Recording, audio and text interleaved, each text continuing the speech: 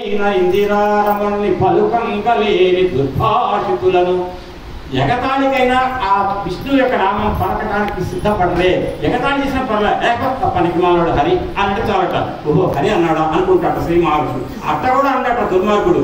అట్ట కూడా అన్నవాడు ఉంటాడు. విష్ణు పెట్టుకో ఎకసెక్క చేయకంటారా మన వాడు పల్లెటూరులో. ఎకసెక్క అంటే ఏంటి? ఎగతాళి అంటే ఎగతాళి చేయకున్నాను ఎత్తుచి మాట్లాడకని చెప్పాం. ఎకసెక్కమునపై ఇందిరారమణి పలుకంగలేని దుర్భాషితులను అంటే వాళ్ళకి ఎప్పుడు కూడా జగతాళి కోసం కూడా విష్ణునామాన్ని తలుచుడట. నవ్వుతునైన కృష్ణ ప్రశంసకు చెవిదార్పనేదని దుష్కథా ప్రవణుల కలలోనైన శ్రీకాంతుని సత్పాద కమలములు సూడని కర్మరతుల నవ్వుతునైన కృష్ణ ప్రశంస కనీసం నవ్వుతైన కృష్ణ ప్రశంసకు చెవిదార్పనేదని దుష్కథా ప్రవణుల అని లోపల భాగవతం చెప్తున్నారా అంటే మేము ప్రస్తుతం మహారాష్ట్రలో అడుగుస్తాయి ఆలోచిస్తుంటే మీకు కృష్ణుడేంటి భగవంతుడే అంటారట ఎవరో. అంటే అటువంటి వాళ్ళకట ఈ భగవంతుడి నామాన్ని వినాలి అని చెప్పి బ్రతిమిలాడినా కూడా ఏంటైనది అని అంటారట. అటువంటి వాళ్ళు లిస్టు తయారు. అంతేకాదు ఇంకా యాత్రోత్సవములైన ఈసుని గుడి త్రోవ త్రొక్కగలేని దుష్పదులను. అరే దసరా నవరాత్రులు జరుగుతున్నాయి, రాజరాజేశ్వరి గుడికి రండి అంటే ఎప్పుడు దసరా 17 ఉండేది అని చెప్పి అంటారట. కనీసం యాత్రోత్సవాలు జరిగే సమయంలో అయినా సరే ఈ దేవాలయం చుట్టూ తిరగాలని ధ్యాస లేనటువంటి దుర్మార్గపు చెరువులు తిరుగుతారు. వాళ్ళని లిస్టు వేసుకో. తర్వాత పరమ భాగవతుల పాద ధూళి సమస్త తీర్థ సార మనసు ఎరుగలేని వారి వారి వారి వారి చేరిన వారి తొలుత కట్టి తెల్లు భూతలారా. అరే యమదూతలారా, మీరు ఏం చేస్తారంటే ఇక్కడ నుంచి కృష్ణ ప్రశంస ఎవరైతే చేయరో, విష్ణుమూర్తి యొక్క వైభవాన్ని వినడానికి ఎవరైతే సిద్ధం కారో, ఎవరైతే విష్ణుమూర్తి నామాన్ని ఎకశక్యానికైనా మాట్లాడరో వాళ్ళందరినీ గుంపు కట్టి మొత్తం కాళ్ళు కట్టి తీసుకురావడం అవకాశాలు కట్టి అన్నాడు అని పద్మనయను మీది భక్తి యోగం వెళ్ళ ముక్తి యోగమనసు మొదలెరుంగు వారి వారి వారి వారి చేరిన వారి అంటే ఇక్కడ మీకు వారి వారి వారి చేరిన వారి అంటే అర్థం చెప్తున్నా వినండి.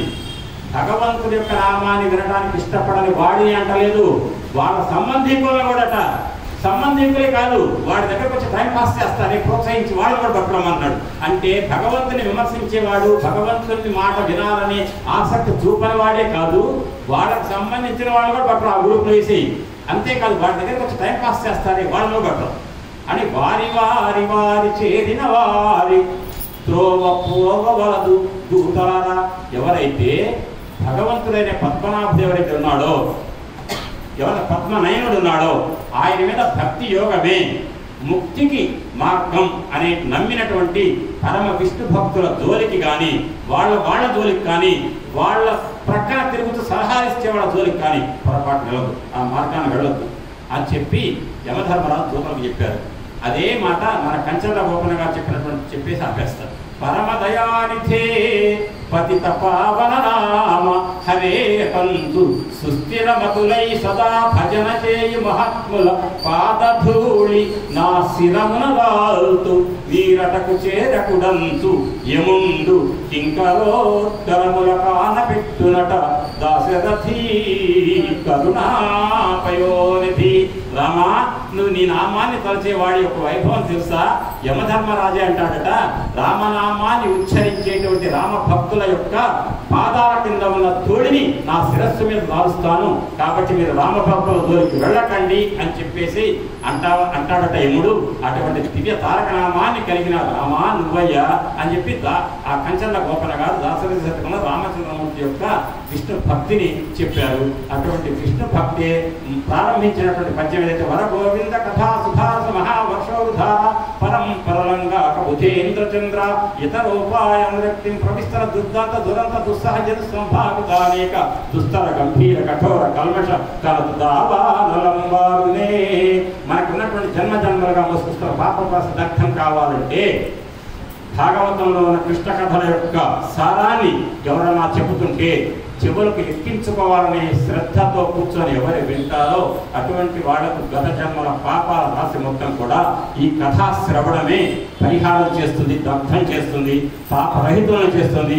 చేసిన పుణ్యాలన్నీ కూడా భగవంతుడికి అర్పణగా చేస్తారు కాబట్టి పుణ్యకర్మలు ఉండవు, పాపాలు రహితం చేస్తాడు భగవంతుడు ఈ కథాశ్రవణం ద్వారా.